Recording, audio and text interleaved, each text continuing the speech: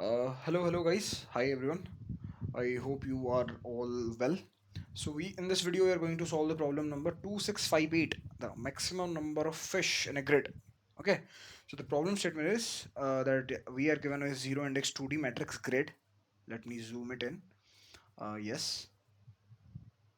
Okay, and the size, the dimensions are m cross n. That means the m is the number of rows and n is the number of columns. And at any coordinate r comma c, the if the grids of RC value is 0, then that is a land cell, and if it is a water cell, then it contains some non-zero positive numbers, that is greater than 0 for water cell. A fisher can start at any water cell r comma c and do the following operation any number of times. What he can do is catch all the fishes at cell r comma c, or move to any adjacent water cell. Adjacent water cell means uh, okay, I'll explain it to you the whole question. So the return the maximum number of fish if the fisher can catch that the fisher can catch if he chooses his starting cell optimally, or 0 if no water cell exists. Okay, fine. So an adjacent cell of r comma c is one of these are matlab, okay. So finally they have said it that if there is this two kind of cells, if it is 0 then that is an land cell, obviously it doesn't have any number to add, and if it is greater than 0 that means an water cell. Okay, so the number of fishes they have said it, we don't need to be worry about it all this. We just need that कि हाँ अगर non zero number है, that is a water shell, and from there fisherman can start catching, although zero को add करके कोई sense नहीं बनेगा. Or let's say if he is at position I comma j, so he can move to right, that is I comma j plus 1. He can move to left, that is I comma j minus 1. He can move to down, he can go to down, that is I plus 1 comma j, and he can go upwards, that is I minus 1 comma j. So all these are the four direction he can go. Okay, and what will he be doing while traversing these adjacent position is he will be adding the numbers that are there in the grid. So pretty simple question, I would say. Like this is a land cell, land cell, land cell, land cell, land land land. अब सोचो अगर यहाँ jump करा यहाँ, क्योंकि बाकी fish वो water cell में जा सकता है ना. Move to any adjacent water cell only है ना.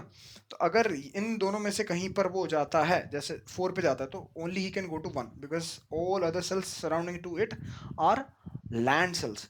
सो अगर वो यहाँ जंप करता है तो आसपास को मिला के उसका सम हो जाएगा एटमेक्स 5. Let me again switch the colour. इसका सम हो जाएगा 5.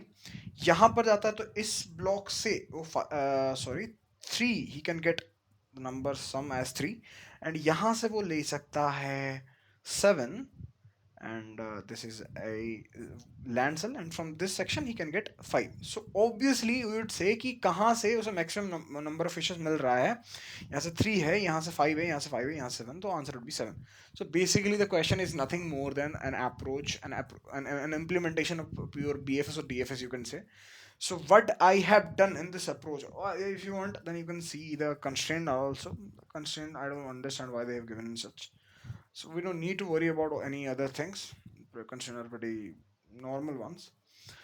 So if at any point ij we are starting, it has to be a water cell, और हम जो भी नंबर है उसे पिक करते हुए जाएंगे, और इसके कंजिक्यूटिव जो भी एरियाज हैं तुम BFS लगाओ या फिर DFS लगाओ. लगा के क्या कर रहे होगे कि जो सम है, जो वैल्यूज होंगे, जो वैल्यूज है उन्हें साथ में काउंट कर रहे होगे. तो एक ग्रुप ऑफ वाटर सेल्स है, दूसरा ग्रुप ऑफ वाटर सेल्स है, तीसरा ग्रुप ऑफ वाटर सेल्स है, सबका तुम मैक्सिमम ट्रैक रखोगे and you would answer the final one. So yes, this is only like मैंने क्या करा कि पहले आई की वैल्यू 0 से लेके रो -1 तक चलाया, जे की वैल्यू सेम 0 से लेके कॉलम -1 तक चलाया. मैंने देखा कि this grid if grid of I और जे इज ग्रेटर देन 0, अगर ऐसा है तो मैंने इस पे DFS चलाया. DFS फॉर आई जे, और ग्रिड की ऑब्वियसली चाहिए होगी, हमें जरूरत होगी, डजेंट मैटर, वो तो बेसिक आर्ग्यूमेंट्स होंगे. और ये हमें रिटर्न करेगा आंसर क्या, कि इस आई जे की वैल्यू और साथ ही साथ इसको जो सराउंड कर रखी है वाटर सेल का जो ग्रुप, उनका सम क्या है, और उसका मैं ऐसे जहां जहां पर बीएफएस या डीएफएस कॉल कर रहा हूँ वो इंडिविजुअल वाटर सेल के चंक होंगे और उन सबका मैक्सिमम ट्रैक में रख रहा हूँ, और I am returning that as my final answer. So this is a pretty easy solution, I would say. So if any of you don't have any clear idea regarding BFS or DFS, you can just drop a comment, and I'll be making videos related to this. This is not any tough topic. You can refer to any editorials or so. So yes, what have I done here? I have stored my row in this variable row grid dot size, मतलब कितने number of rows हैं. Column is grid of zero dot size, कितना number of column से, ये तो clear है. Answer is the variable जिसमें मैं अपडेट कर रहा हूँ मैक्सिमम जो भी इंडिविजुअल वाटर सेल्स आ रहा है ना, जो आइसोलेटेड वाटर सेल के चंक्स हैं, जो मैं एक पॉइंट से शुरू करके बाकियों पे पहुंच सकता हूँ, ऐसे जितने चंक्स हैं सबका मैं आउटकम निकाल रहा हूँ और इस वाले आंसर वेरिएबल में अपडेट रखूंगा मैं. और बाकी मैंने क्या करा हुआ है, स्टैंडर्ड कन्वेंशन मैंने प्रीवियस वीडियोस में बताया हुआ है कि मैं इस तरीके से देखता हूँ direction for row and for column. क्या है कि करंट अगर 0 0 है, बेसिकली ऐसा है कि देखो आई और जे है, तो मैं इधर जाऊंगा आई प्लस 0 जे प्लस 1, पीछे जाऊंगा I plus 0, sorry I minus 0 J minus 1, नीचे जाऊंगा आई प्लस 1 जे प्लस 0, और ऊपर जाने के लिए आई माइनस 1 जे प्लस 0. जे माइनस 0 यहाँ माइनस माइनस कर दो, कोई फर्क नहीं पड़ता यार, जीरो ही तो है ना. अब यहाँ से जो फैक्टर्स है ना, ये जो फैक्टर्स है ना, ये -1 -0, ये एक पॉइंट में आ गए. क्या? -1 -0, 0 और +1, 0 और +1 ये एक फैक्टर में आ गए.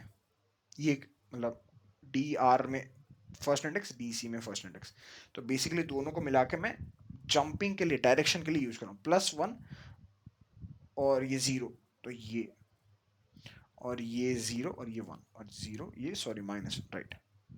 तो ये है मेरा 4 direction convention. You can do it any way that you like it. Okay, it's not a big deal. So yes, these are my direction factors, है ना. अब मैंने क्या करा है, मैंने as I have said before कि मैं ईच ग्रिड पे जाके देख रहा हूँ क्या ग्रिड की वैल्यू ग्रेटर देन 0 है. अगर इफ ब्लॉक में तुम डाल चेक कर रहे हो तो अगर 0 है तो इफ ब्लॉक के अंदर कभी नहीं आएगा. अगर नॉन जीरो है देन इट वुड से कि यस ट्रू, और हमारे को बोल रखा है कि वैल्यूज शायद पॉजिटिव में है, then I am what am I doing is answer की value maximum of current answer जो भी है उसमें तो मैं ट्रैक रख रहा हूँ. मैंने डीएफएस कॉल कर दिया, इस आई इस जे और ग्रिड को पास करा, क्योंकि ग्रिड से वो वैल्यूज ले रहा होगा. और इस आई जे के जाके मेरा डीएफएस कॉल कैसा कर रहा है, मैंने क्या करा फिर भाई, करंट सम एक वेरिएबल शुरू करा कि करंट जो चंक है ना, कि ये वाटर सेल है, इसके नियर बाय वाटर सेल सबको मिला के रिटर्न करूंगा सम. तो मैंने क्या करा कि करंट सम वेरिएबल शुरू करा, उसमें इनिशियल तो डाल दिया कि भाई ये आई जे के लिए वैल्यू पहले डालो, पहले ये करंट आई जे इंडेक्स वाली वैल्यू डालो और इसको 0 मार्क कर दो. क्यों? क्यों कि अगर मैं ऐसा करता कि देखो दो तरीके थे, मैं बताता हूँ, दो तरीके थे. या तो okay, I think it would be sufficient. Let's say this. मैंने कहा कि या तो तुम यहां पर जा रहे हो ना, तो और एक वेक्टर बनाओ और एक 2D ग्रिड बनाओ जहां पर तुम इनके विजिट या नॉट विजिट मार्क कर रहे हो. 0 है तो नॉट विजिट, विजिटेड है तो तुम इसे अपडेट करके 1 कर रहे हो, है ना. और फिर तुम यहां जा रहे हो तो इसे अपडेट करके 1 कर रहे हो, यहां जा रहे हो तो इसे अपडेट करके 1 जा रहे हो. फिर जब इस ये कॉल करेगा इसके नीचे, मैंने बोला कि नहीं भाई ये ऑलरेडी विजिटेड है, मार्क्ड है, तो मैं नहीं जाऊंगा. पर what is the cons in this approach, what is the cons, like what is the negative part of this approach is कि it would consume space of m cross n, क्योंकि तुम विजिट मार्क भी तो करोगे, visited array grid भी तो बनाओगे, हर each I comma J coordinate के लिए. And how many I are there, row number of I's are there, and how many J's are there, like column is like column जितने उतने जेस हैं, तो ग्रिड की साइज जितना है बराबर तुम्हें उतना बनाना पड़ जाएगा. तो you would be consuming m cross n space, so it would be better. मैंने क्या करा कि भाई एक काम करो, मैंने ये करा कि just normal part. I'm for sure I can say that many of you have already figured it out by yourself कि यहाँ पर हो ना, तुम पहले इसे हट उठाओ, मैं तो स्टोर कर रहा हूँ, 1 प्लस कर रहा हूँ, इसे ना 0 मार्क कर दो. 1 उठाया, 0 मार्क कर दिया, अब इसको कॉल करूंगा, इसको कॉल करा, अब इसकी जो सम में 1 उठाया, इसको भी 0 कर दिया। अब ये ऊपर वाले को कॉल करेगा, नीचे वाले को कॉल करेगा।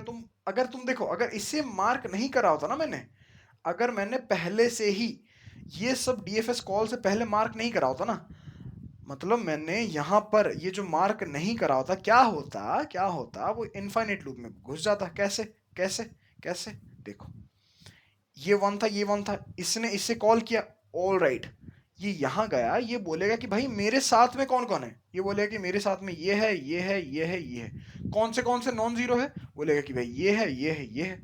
ये तो नहीं होगा, क्योंकि ये ऑलरेडी हमने ले लिया था, दोबारा से इसको कॉल कर देगा, तो बेसिकली ये एक लूप में फंस जाएगा, that will give us TLE.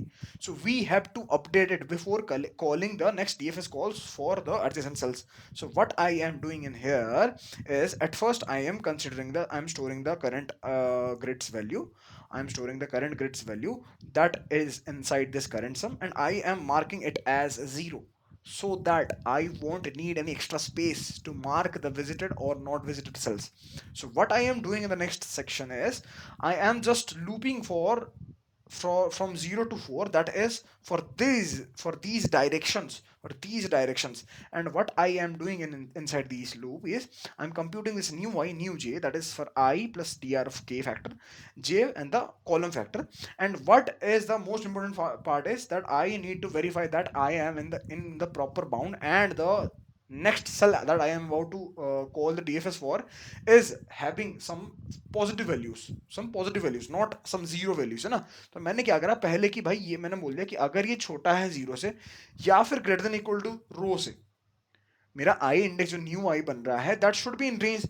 And range में रहने के लिए क्या होना चाहिए, new i should be less than row and greater than equal to 0। New j should be less than column and greater than equal to 0। अगर ऐसा नहीं है, मतलब क्या होगा कि new j is less than 0, या फिर new j greater than equal to new i less than 0, या फिर new i greater than equal to row. Similarly you can say it for the jth part also. और अगर ये वाले सारे part true है, मतलब कि भाई हाँ, वी आर इन बाउंड, अगर ये सारे पार्ट को पास करता हुआ ये यहाँ पे आ रहा है, मतलब ये सारे फॉल्स हो रहे हैं, मतलब कि भाई हम इसको सेटिस्फाई कर रहे हैं कि the new I and the new j is a valid index, is a valid coordinate you can say, ठीक है। पर उसके बाद the most important part is, I need to check कि न्यू आई और न्यू जे पे जो value है ग्रिड में, that is to be non zero and greater than 0, मतलब there is only greater than 0 positive or 0 number, so it shouldn't be 0. If it is 0, then it will pass this condition and it will get inside this if loop. अरे भाई कितना कितना मैसी कर दिया रे भाई मैंने। हाँ, बोला कि ये इस लूप के अंदर आएगा और कंटिन्यू हो जाएगा। पर अगर ये सारे कंडीशंस फेल होते हैं, सारे कंडीशंस फेल होते हैं, मतलब कि इनबाउंड है, as well as some positive number is there in this place, so I will call DFS for this new y and new j coordinate, and whatever the answer that I will be receiving from the DFS for the current chunk, then I will be adding inside this current sum factor, current sum variable, and I will be returning it. And similarly, where am I storing it? I am storing, rather than storing, I'm just at first comparing, taking the maximum. I'm taking the maximum between answer and the DFS answer that I have received for the I and J, है ना। आई जे cell से जो chunk मैंने call किया होगा, जो DFS से मैंने रिटर्न दिया होगा कि भाई करंट चंक का ये आंसर है, फिर कहीं दूर एक दूसरा चंक होगा, फिर कहीं और एक दूसरा चंक होगा, फिर उनका जो सम आ रहा है उन सब का मैक्सिमम ले रहा हूँ, and I am finally returning the answer variable as my answer. So for this algorithm, what do you guys think like the algorithm, the complexities would be? So you can easily say that I am storing no spaces, using no spaces for these. There is chance of these recursive calls, so it can go up to m cross n auxiliary stack space. And I am calling recursive. I am calling all the next adjacent water cells recursively. अब सोचो Although I haven't used any extra spaces to mark the visit or not visit part, but ये तो सोचो कि यहाँ से 1 था, 2 था, 3 था, 4 था, 1 था, 2 था, 3 था, 10 था, 9 था, 3 था, 4, यहाँ से तुमने कॉल किया इसके लिए, इसके लिए, इसके लिए, इसके लिए, इसके लिए, इसके लिए, इसके लिए, इसके लिए, इसके लिए, कितना कॉल आएगा? m क्रॉस n सेल्स है और m cross n auxiliary stack space लगेगा। तुम BFS करोगे उतने ही तुम क्वेरी क्यू में डालोगे, तो it would eventually take the of space of order, sorry, space is order of m cross n time, and the time complexity, you guys can see it, है ना? You guys can see it, that what is it, row cross N M cross N जा रहा है और एक DFS call worst के scenario कि सबको ही कॉल कर देगा, मतलब it's not, it doesn't make sense ना कि अगर एक बारी में ही सारे कॉल हो गए तो फिर I won't be calling it, yes, but the m cross n would run, so you can say that it will also go for m cross n and the overall complexity will be 10 की power 4, क्योंकि m is 1 to 10 ना, तो 4 बारी आए तो n4, तो that is 10 की power 4, तो the TC would range till 1e4. So this was it in this video.